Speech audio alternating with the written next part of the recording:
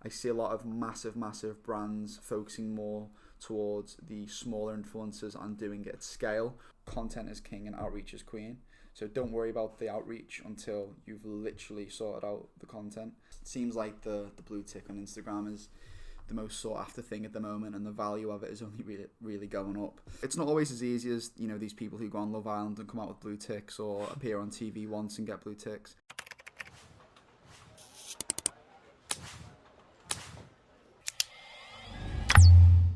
Hi everyone, and welcome to the first series of our podcast. Today I'm joined with Adam Jordan.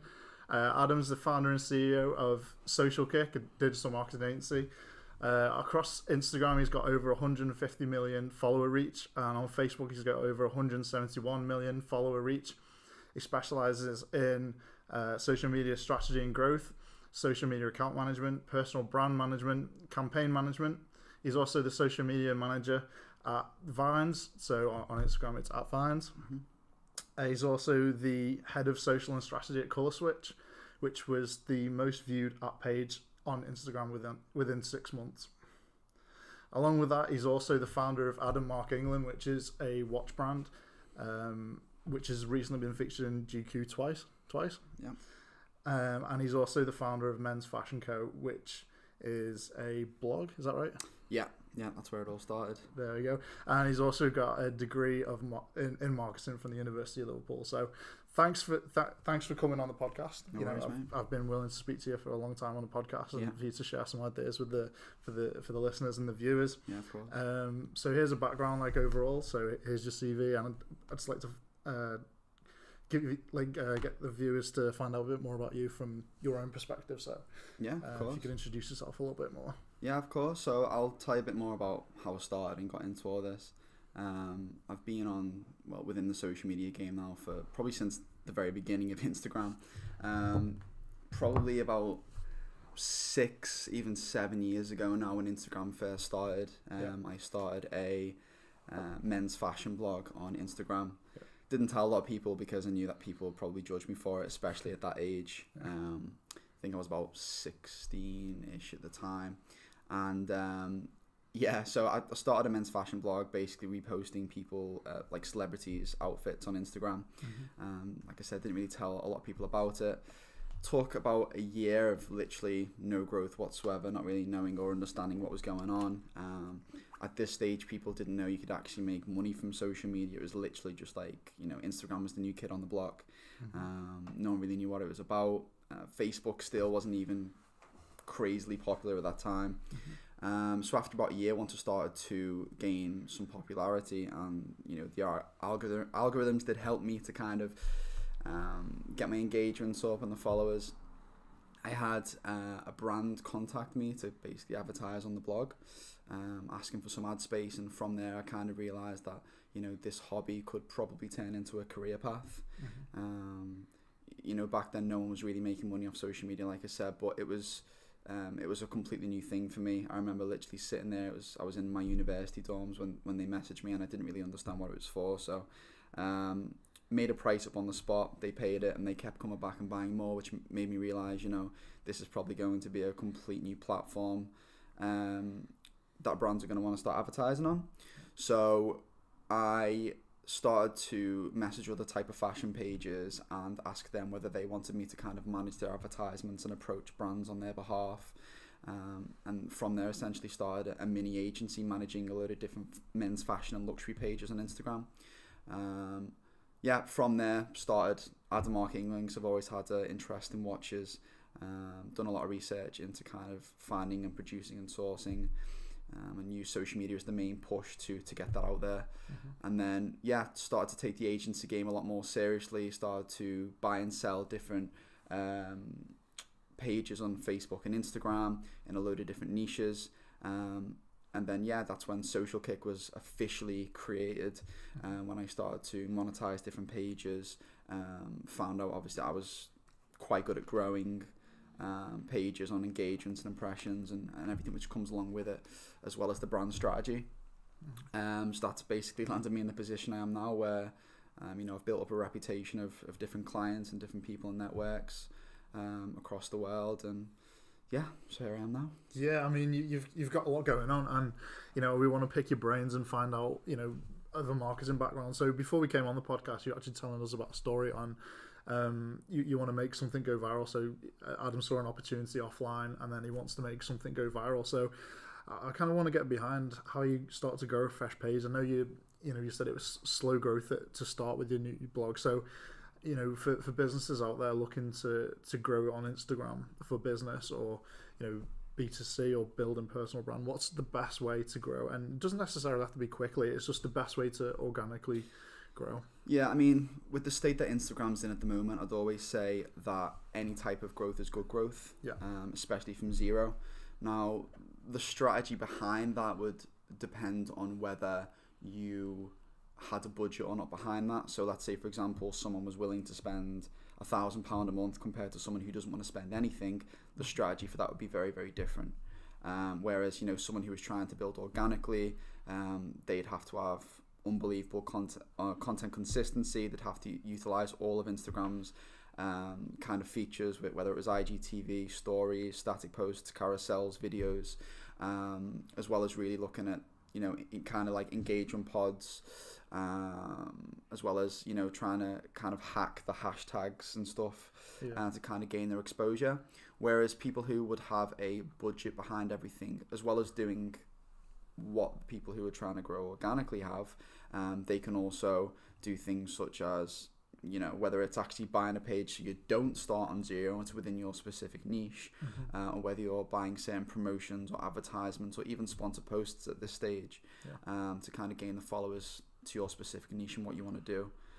That depends, whether it's, if you wanted to build like a viral page and you weren't limited to the type of content and the categories of the content you wanted to promote, or if you were a smaller kind of niche, let's say for example a local business, the strategies would be a lot different. For any type of local business, I'd always say to use the sponsored and targeted posts through the Facebook platform, literally just because you can target so specifically to a location and certain demographics. It all depends on the type of business, whether it's a personal brand, whether it's not, whether someone has a budget or doesn't have a budget. Above all, I'd say the content consistency and utilizing all of Instagram's kind of functionalities is definitely something which I'd tell anyone. Yeah, sure. So it just does depend on the budget. So, a takeaway from that, for local businesses to, obviously post consistently organically, but also use paid advertising as well. Yeah. But to go viral, what's your best tips for going viral? Would you say it's you can't predict it. I don't think. I think it's a pick of the draw. What algorithms pick up and stuff. But I mean, it is the pick of the draw. But at the same time, it's about the network and connections you hold prior to that as well.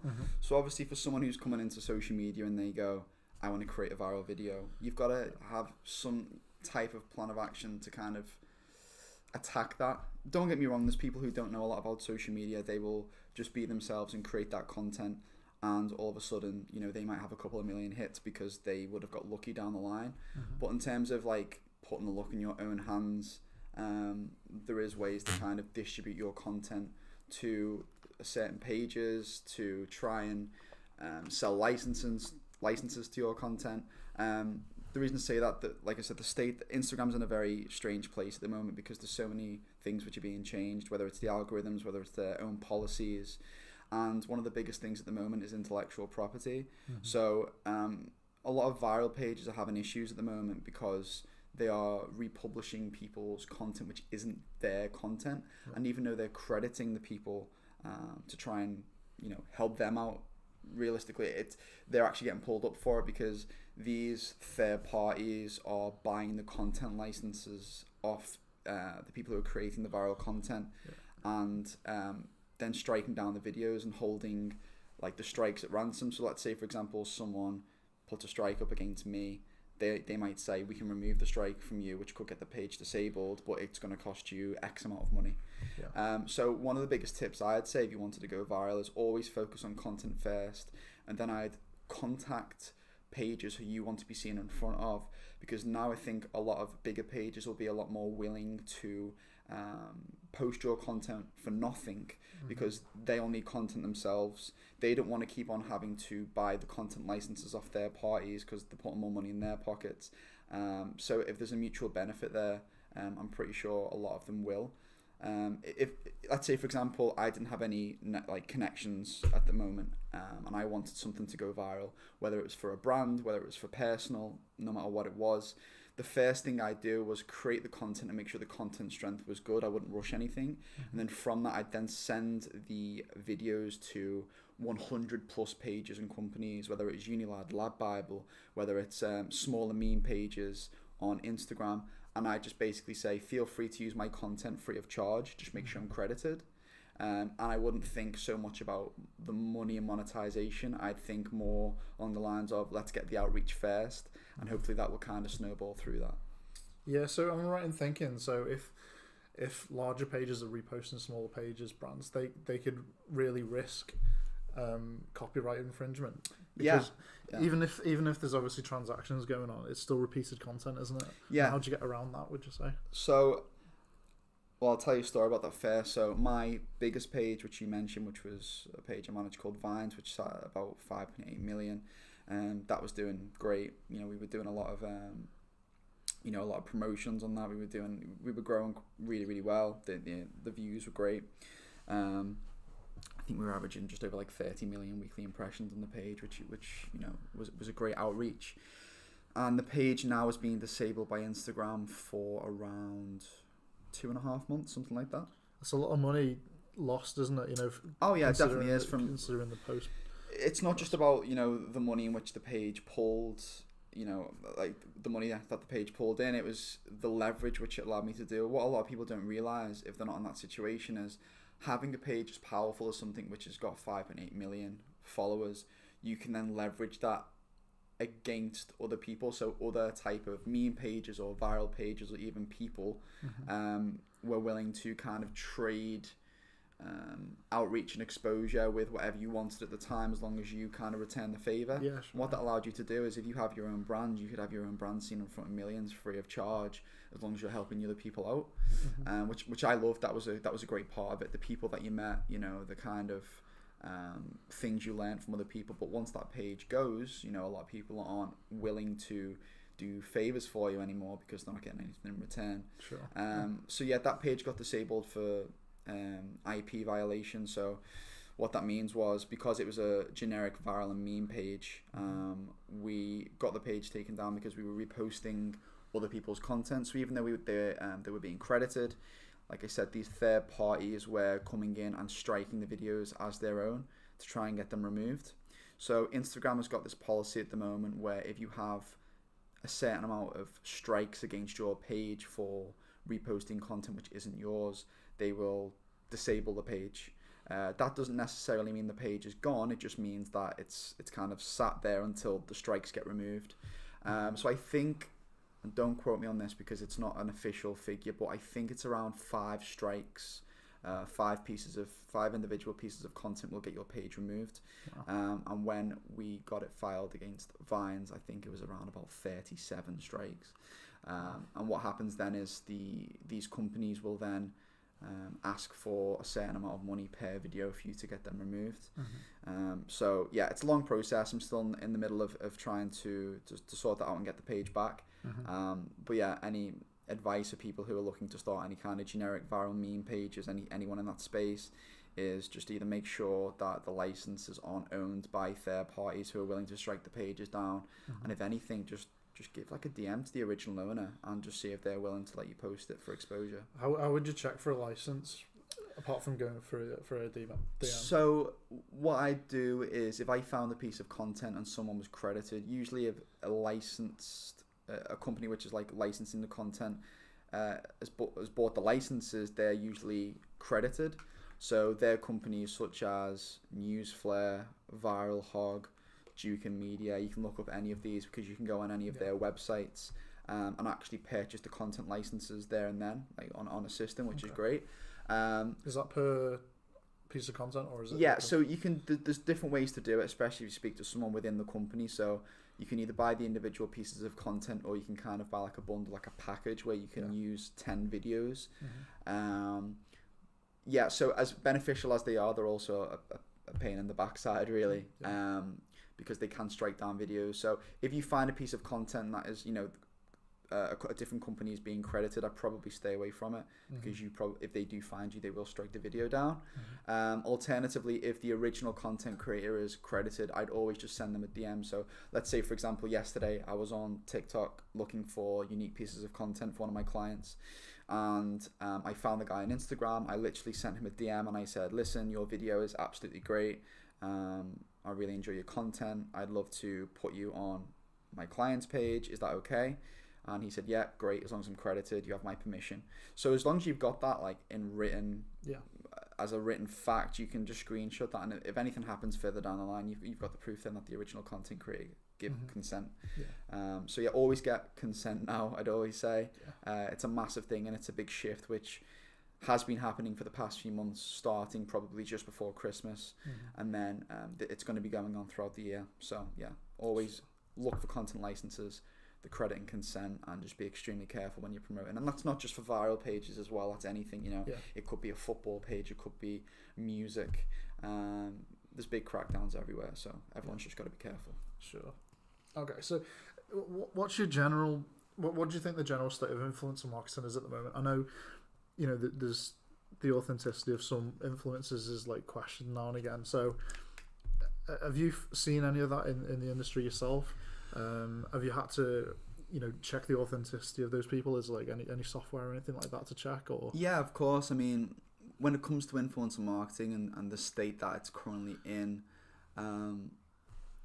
that's more of like an opinion than an actual fact, because I don't think any one person can say that Instagram is dead. No, sure. I mean, you've got some great results for your clients, and you work with a lot of great influencers and brands, and it's obviously working. It's just, that you can see, you can see how people can manipulate it a little bit. Oh no, yeah, 100%. We will always make sure that the majority of the person's followers are legitimate, and there is websites and software to do that. When I say the majority, it's not like I condone fake followers. It's just when you run their profiles through certain software and websites, it will pull up ghost followers as well. So it's not like necessarily these influencers are going and buying these followers and trying to blend it.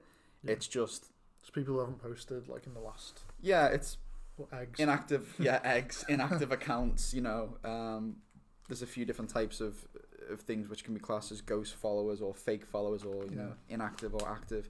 But with the current state, I'd say in the larger market, so the macro influencers, it really just depends on what brand is trying to promote with them. But it seems like there is a lot of saturation, and there's a massive authenticity gap at the moment, especially after, I know it was a good couple of months ago now, but when the Fire Festival documentary came out, you've seen everyone kind of kick off about being lied to, these influencers wanting to, people wanting the influencers to always tell them when they're being advertised to. So with the hashtag ad, hashtag sponsored, or even hashtag like gifted now, people have got to put this on the stories and their static posts. It really is like a very dodgy market right now, and you've got to be so careful.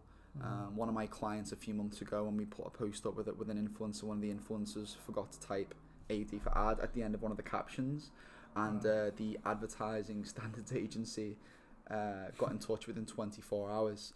I'm not going to name the client, obviously, for certain reasons, but it was just, I've never seen that before. It's only very, very recently that this is coming into play, and everyone's got to be very, very careful.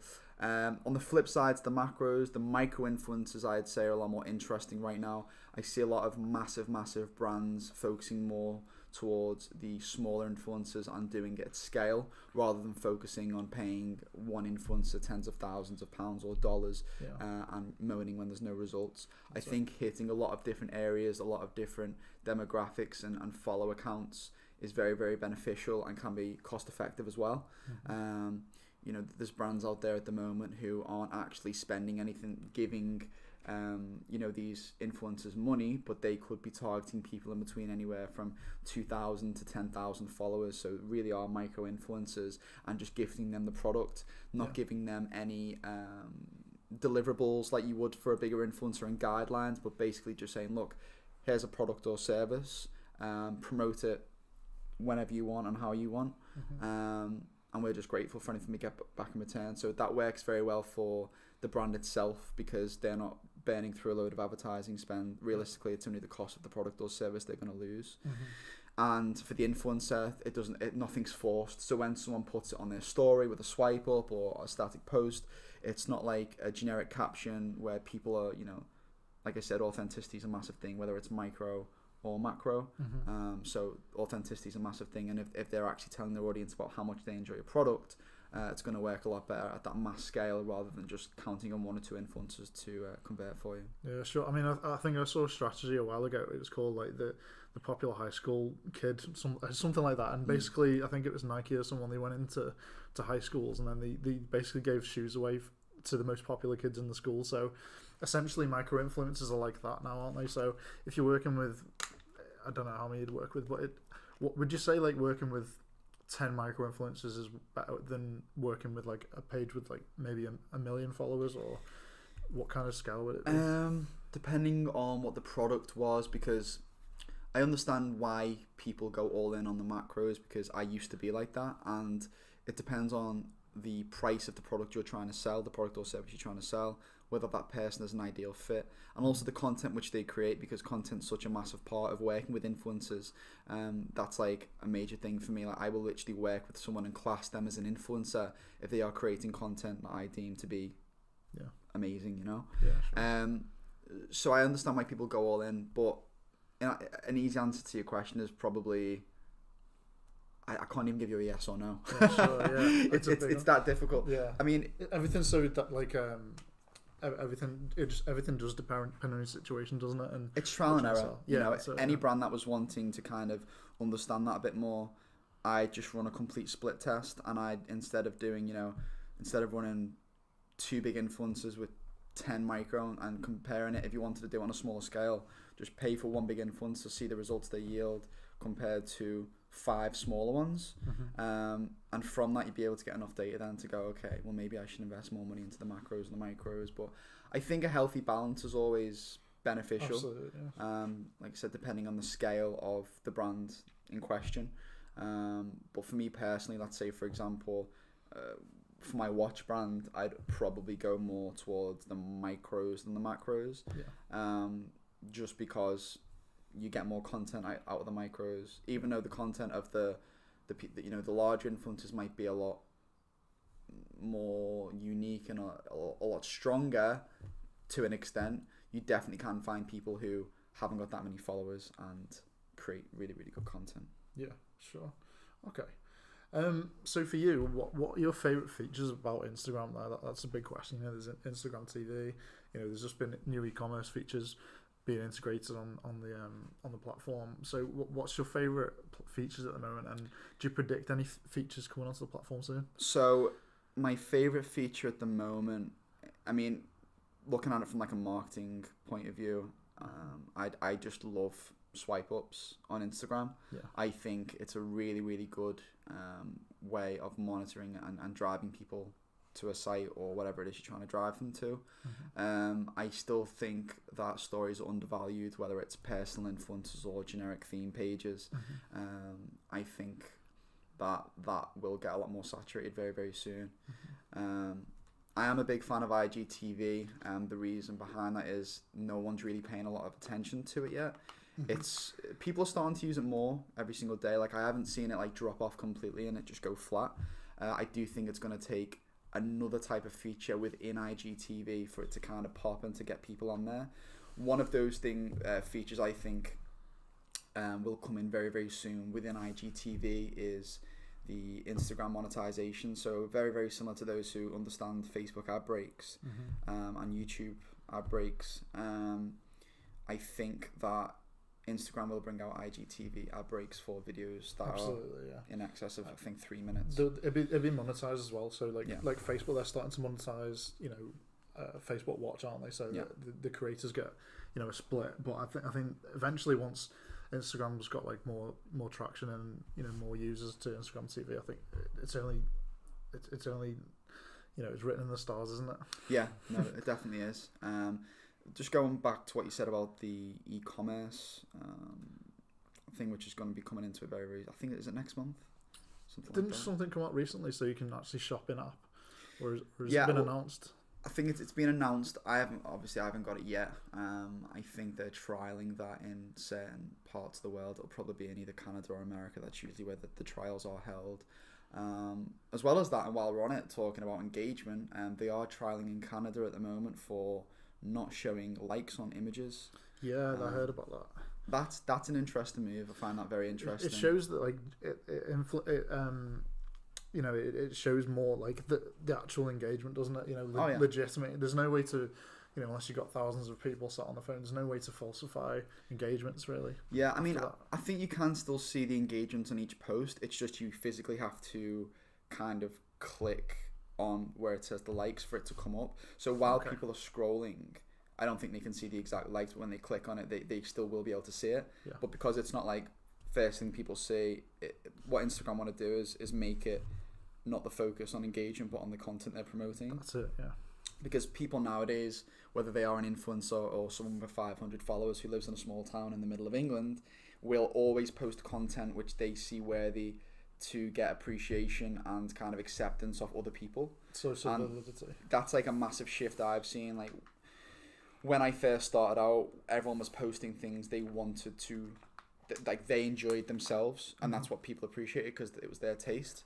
But now it's like people will, only post things they know will get a certain amount of likes, and I don't really agree with that. And I'm a hypocrite to an extent because I've done that in the past, and I recognize that. Like whether it's posting with a certain car or in a certain outfit because I know that those things are going to be more in fashion and popular, not because me myself likes them. I'm trying a lot harder now, and I do just post things in which I enjoy and the content I enjoy.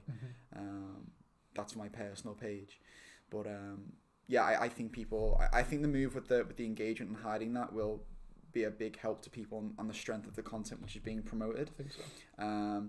It might be more difficult for marketers because if they try and approach a client who are trying to grow their Instagram impressions and followers and views and likes, if that's becoming a little bit more not becoming as important, there's going to be different types of KPIs which are going to have to be put in place, whether that is followers, likes, or generally just using the strength of a content as a KPI would be a massive thing as well. Like I'm a big believer that this is like a saying that I say to all my clients. It's content is king and outreach is queen. So don't worry about the outreach until you've literally sorted out the content.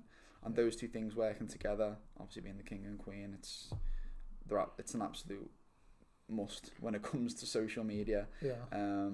Everything else is secondary to that, I'd say. Definitely. Okay, so just to ask you a quick question about the verification process on Instagram. So for the blue tick on Instagram, so could you talk us through a little bit about the process, like how it works for brands, how it works for individuals, how it can work for maybe less known brands? Yeah, of course. It seems like the blue tick on Instagram is the most sought after thing at the moment, and the value of it is only really going up, which is understandable. Yeah. Subconsciously when people see that blue tick, it means they're a someone or whatever you want to say. But so it's not always as easy as these people who go on Love Island and come out with blue ticks or appear on TV once and get blue ticks. For the average person, it is a lot more rigorous and difficult. There's a checklist, and you can actually see this list on Instagram's official website.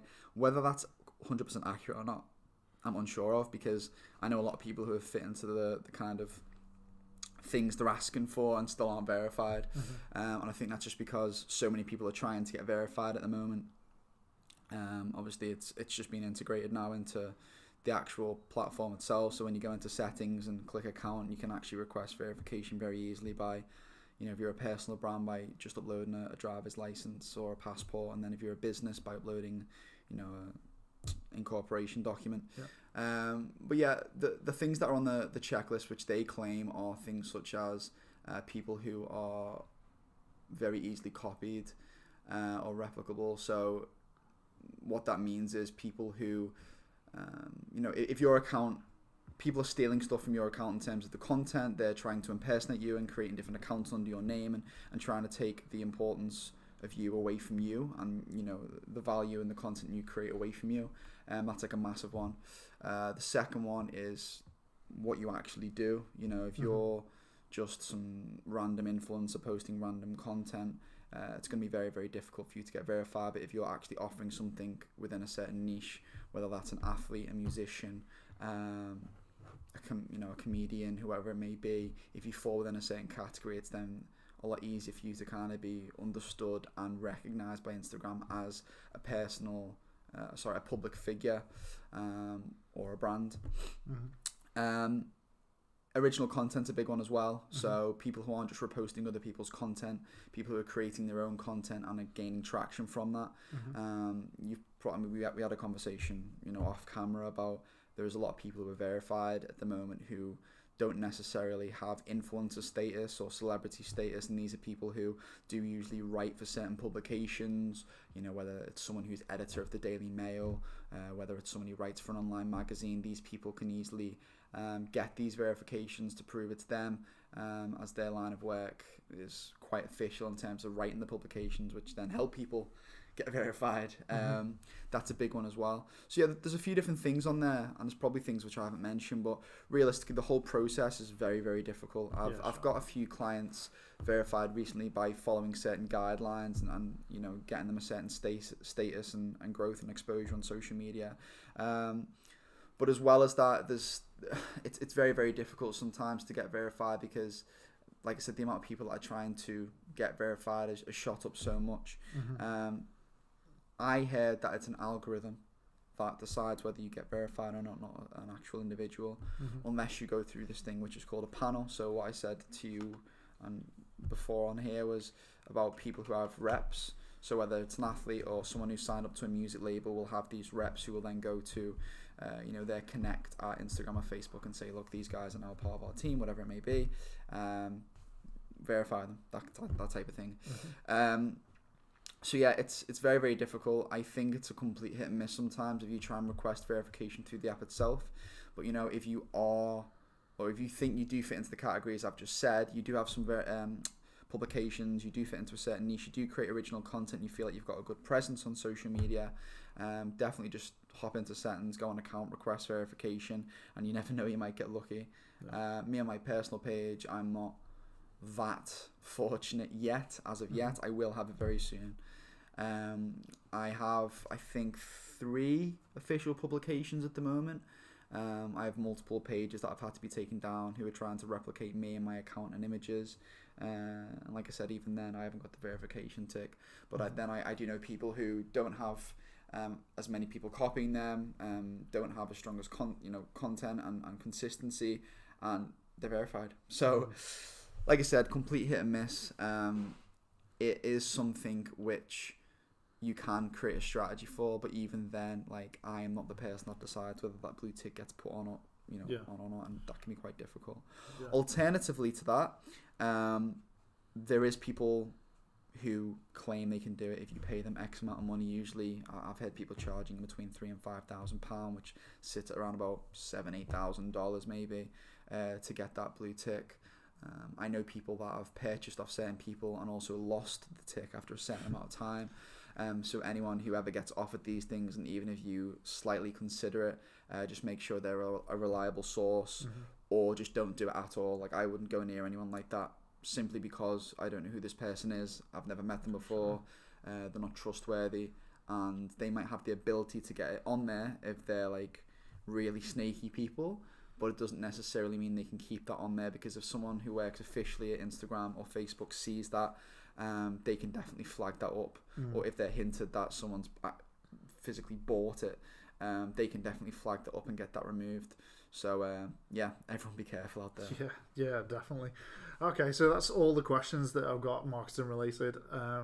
That's not the end of the questions. So we've got 20 questions to ask you, a bit of a personal insight into Adam's life. Hopefully catch him off guard. Let's go. A few questions. I'm ready.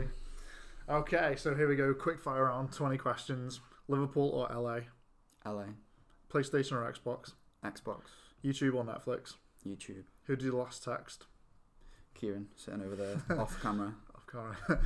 What time did you wake up today? I was up late. 10. Red Bull or Monster? Monster. Ultra, sugar-free. Same.